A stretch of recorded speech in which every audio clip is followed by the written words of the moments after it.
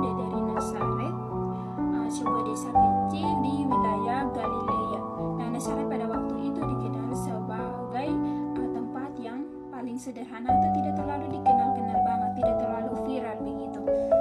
Kemudian kita juga akan melihat jadi Maria hidup sebagai seorang Yahudi yang taat, dan menurut tradisi ia berasal dari suku Yehuda, keturunan Raja Daud. Nah, hal ini penting karena dalam nubuat perjanjian lama disebut bahwa Mesias akan datang dari keturunan Raja Daud. Kemudian kita juga akan melihat bagaimana keluarga dan juga kehidupan sosialnya. Jadi dalam tradisi gereja mula-mula menyebut bahwa orang tua dari Maria bernama Yohakim dan ibunya Ana. Nah, ia juga memiliki kerabat yang bernama Elizabeth, istri dari Imam Zakaria, yang kemudian akan menjadi ibu dari Yohanes Pembaptis.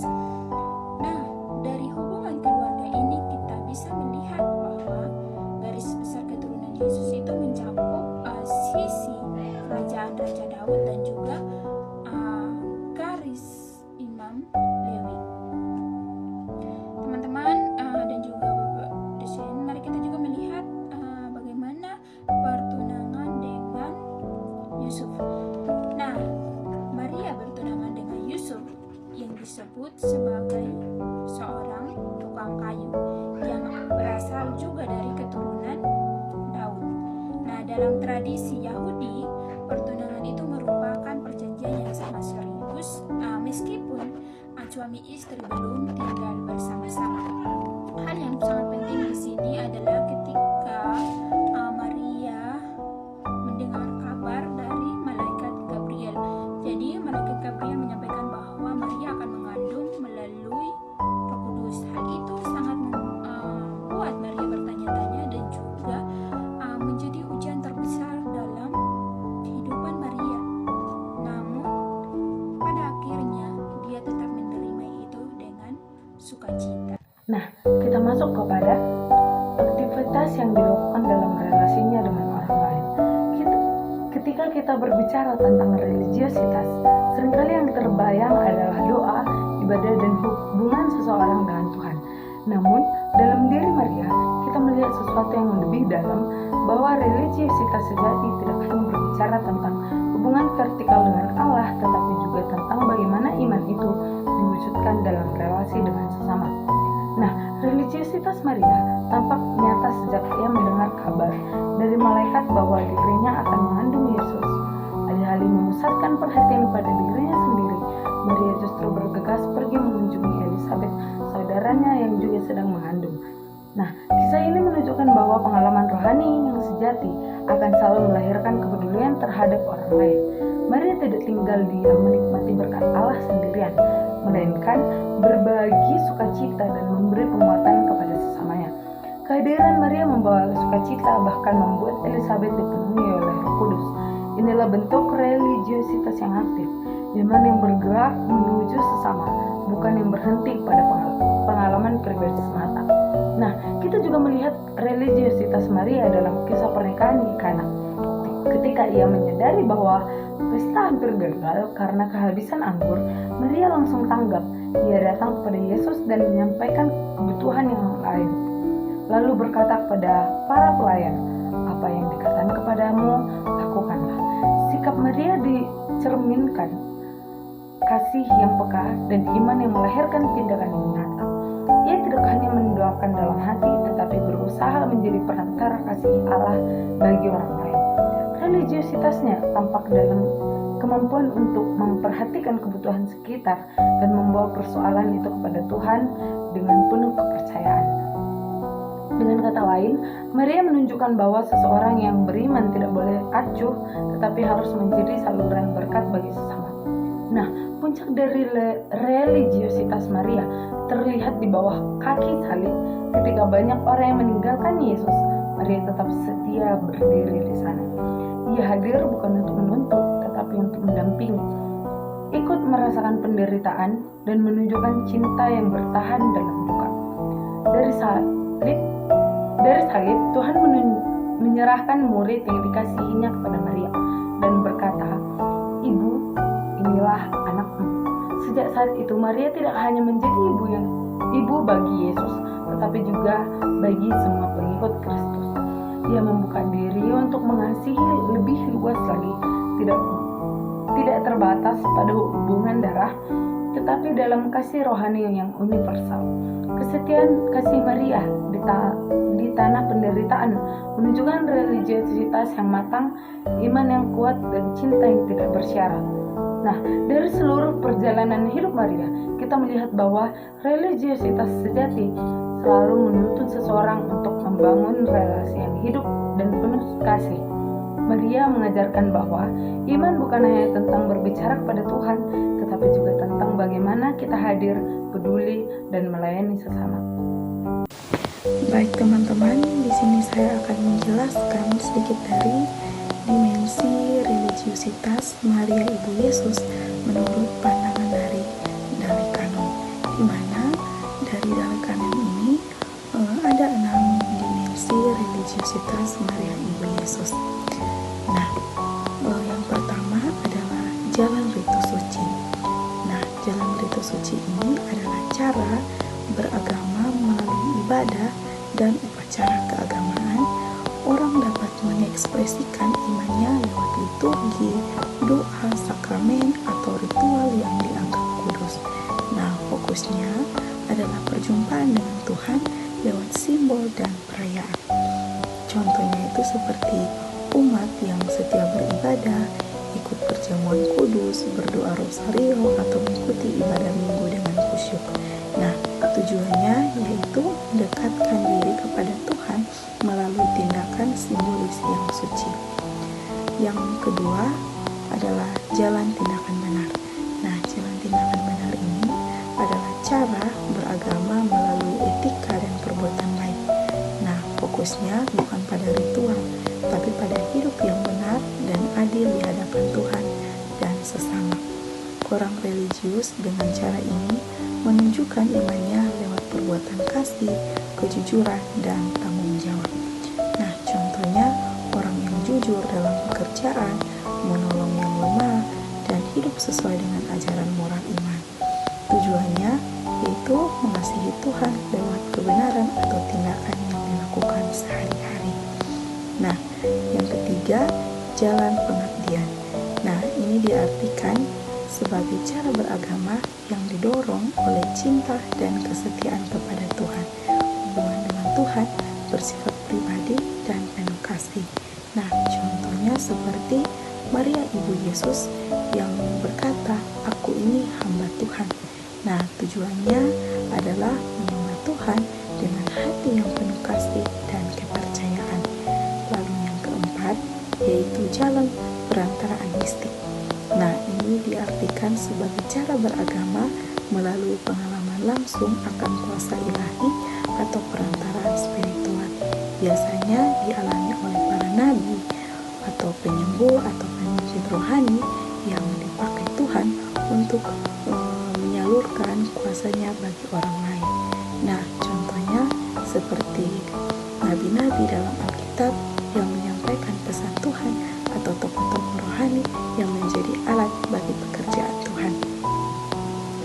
Nah, lanjut yang kelima adalah jalan penyelidikan rasional.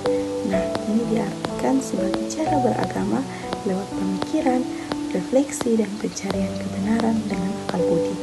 Nah, orang religius dengan cara ini mencoba untuk memahami iman secara rasional, mendalam, agar imannya tidak hanya berdasarkan perasaan, tapi juga pengertian. Nah, contohnya seperti para teolog, filsuf, atau pelajar-pelajar teologi yang mempelajari Alkitab dan doktrin-doktrin untuk memahami iman secara kritis atau mendalam. Nah, tujuannya yaitu memperteguh iman dengan akal yang diterangi oleh firman. Yang keenam atau yang terakhir adalah jalan pencarian mistik. Nah, dari sini dapat diartikan bahwa cara beragama melalui pencarian penyatuan batin dengan Allah. Fokusnya adalah keheningan, doa mendalam, dan pengalaman rohani pribadi yang menuntun pada kedekatan intim dengan Tuhan. Nah, contohnya seperti orang yang hidup dalam doa, meditasi, atau mengikuti retret panjang untuk mencari hadirat Tuhan. Nah, tujuannya yaitu mengalami Tuhan secara langsung dalam hati. Nah, mari kita lanjut dari keenam cara yang dijelaskan oleh teman saya di atas. Cara itu adalah dimensi yang paling menonjol pada Maria adalah the way of devotion atau jalan pengabdian. Kenapa the way of devotion atau jalan pengabdian itu adalah dimensi yang paling menonjol? Karena seluruh hidup Maria menunjukkan penyerahan diri dan kasih yang mendalam kepada Allah. Waktu malaikat Gabriel itu datang membawa kabar bahwa ia akan mengandung Yesus, Maria menjawab, "Sesungguhnya aku ini adalah hamba Tuhan, jadilah padaku menurut perkataanmu itu." Bisa kita buka di dalam Lukas 1 ayat 38. Dari jawaban itu kita bisa melihat bahwa Maria itu tidak menolak dan tidak bertanya-tanya berlebihan, tapi Maria itu langsung taat.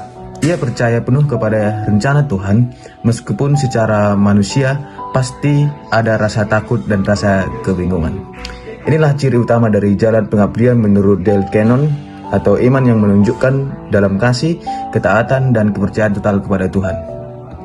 Lalu, dalam nyanyian Magnificat di Lukas 1 ayat 46-55, di situ memperlihatkan bahwa Maria memuji Tuhan dengan bersukacita dan dengan kerendahan hati.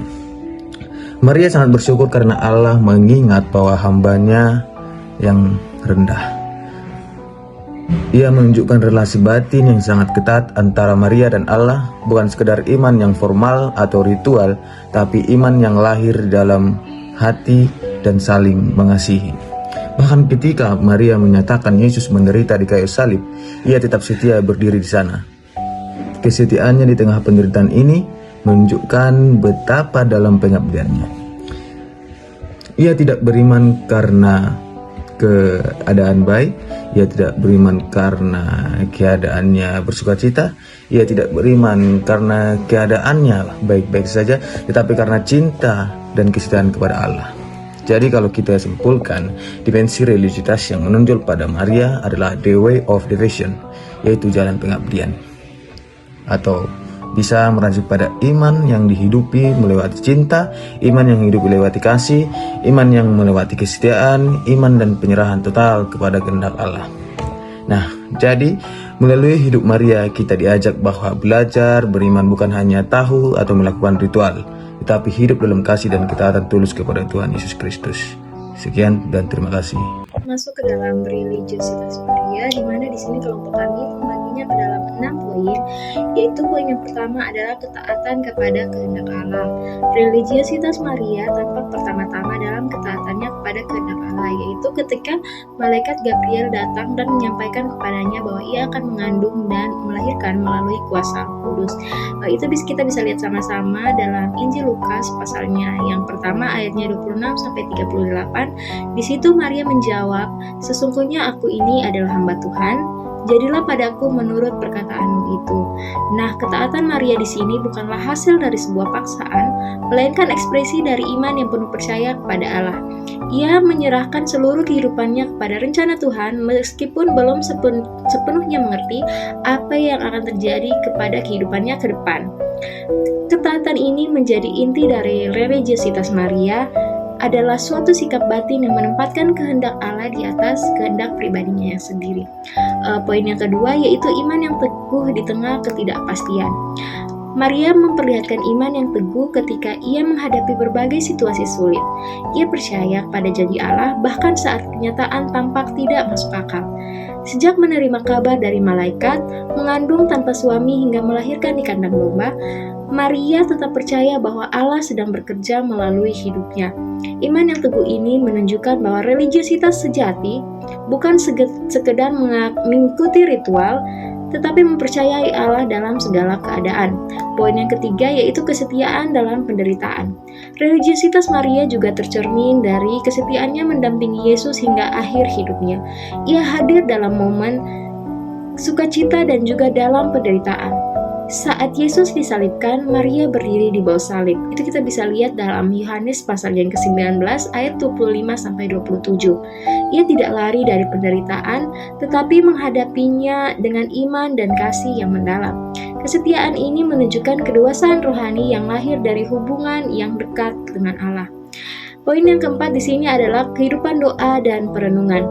Maria dikenal sebagai pribadi yang tekun dalam doa dan perenungan. Dalam Lukas pasal 2 ayat 19 dikatakan, Maria menyimpan segala perkara itu di dalam hatinya dan merenungkannya. Sikap ini menggambarkan dimensi kontemplatif dari religiositas Maria. Ia tidak cepat bereaksi, tetapi membawa segala pengalaman hidupnya ke hadapan Allah dalam keheningan dan doa. Relasi pribadinya dengan Tuhan menjadi sumber kekuatan dan kebijaksanaan. Poin yang kelima yaitu kerendahan hati dan pelayanan.